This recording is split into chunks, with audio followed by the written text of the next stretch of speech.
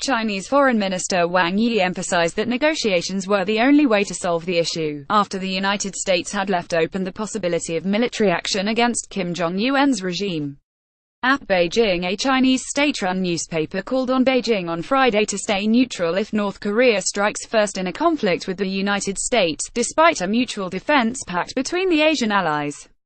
The nationalistic Global Times tabloid said in an editorial that Washington and Pyongyang were playing a reckless game that could lead to miscalculations and a strategic war.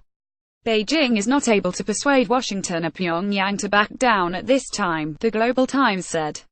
It needs to make clear its stance to all sides and make them understand that when their actions jeopardize China's interests, China will respond with a firm hand. The commentary came after Washington warned North Korea this week it faced fire and fury like the world has never seen if it continued to threaten the U.S. with its missile and nuclear programs. That prompted a defiant Pyongyang to threaten a missile attack on Guam, a tiny U.S. territory in the Pacific that is home to major U.S. air and naval facilities.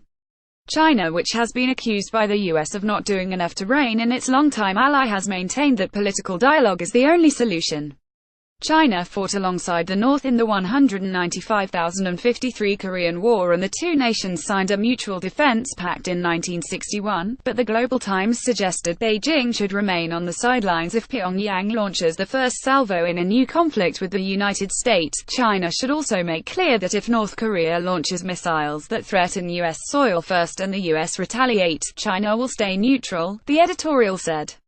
If the US and South Korea carry out strikes and try to overthrow the North Korean regime and change the political pattern of the Korean peninsula, China will prevent them from doing so.